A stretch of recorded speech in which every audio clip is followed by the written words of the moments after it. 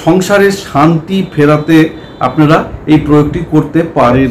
সংসারে শান্তি ফিরবে এই প্রয়োগটি করলে।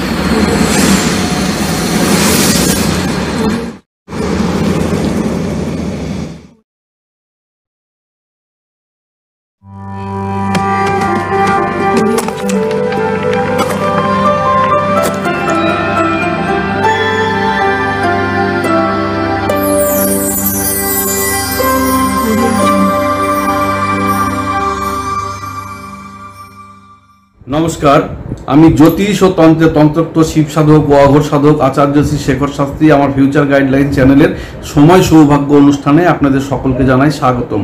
আজকে একটি বিশেষ উপাচার নিয়ে আপনাদের সামনে এসেছি। সেই উপাচারটি হলো সংসারে শান্তি ফেরাতে আপনারা এই প্রয়োগটি করতে পারেন। সংসারে শান্তি ফিরবে এই প্রয়োগটি করলে।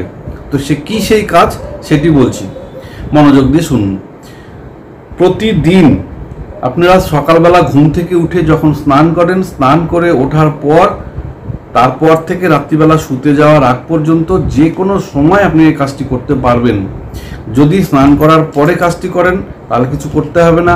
যদি স্নান করার পরে যদি কাজটি করতে যান তাহলে আপনাকে হাত পা চোখ মুখ ভালো করে ধুয়ে নিয়ে কাঁচা মাথায় গায়ে একটু গঙ্গা জল ছিটিয়ে নিয়ে একটা আসন নিয়ে উত্তরমুখ হয়ে বসে অথবা প্লাস্টিকের চেয়ারে বসেও জপ করতে পারবেন। মন্ত্রটা জপ করতে হবে শান্তি দেবীর মন্ত্র। বলতে হবে, প্রথমে সংকল্প করতে হবে আমি অমুক গোত্র, তারপরে আপনার নাম বলবেন, মানে আমি আপনার গোত্রটা বলবেন, তারপরে আপনার নাম বলবেন। বলে আমার সংসারের শান্তি রক্ষার জন্য, আমার সংসারের শান্তি উৎপত্তির জন্য আমি এই মন্ত্রটি জপ করছি বলে 108 বার এই মন্ত্রটা জপ করতে হবে। ওম শ্রী শান্তি দেবী নমস্তুতে, ওম শ্রী শান্তি দেবী নমস্তুতে, ওম শ্রী শান্তি দেবী নমস্তুতে। এইভাবে মন্ত্রটা জপ করতে হবে, 108 বার করতে হবে। বাড়ির যে কোনো সদস্যের মধ্যে যে কোনো একজন করলেও হবে।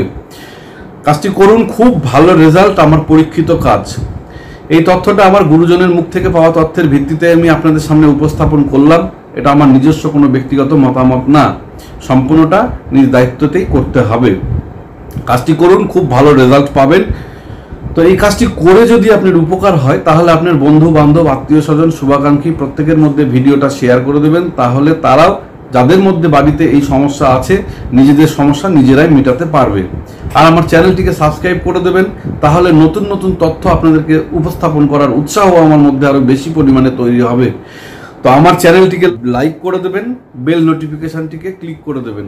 তাহলে আমি যখন যে ভিডিও পোস্ট করব সেই ভিডিওটা সবার প্রথমে আপনার কাছে নোটিফিকেশন চলে যাবে। হয়তোবা সেই ভিডিওটা আপনি জীবনের মোড় ঘুরিয়ে দিতে পারে। তো আজকে আমার অনুষ্ঠান আমি এখানে শেষ করছি। পরবর্তী অনুষ্ঠানে আবার দেখা হবে। সকলের মঙ্গল কামনা করে এখানে শেষ করলাম। নমস্কার।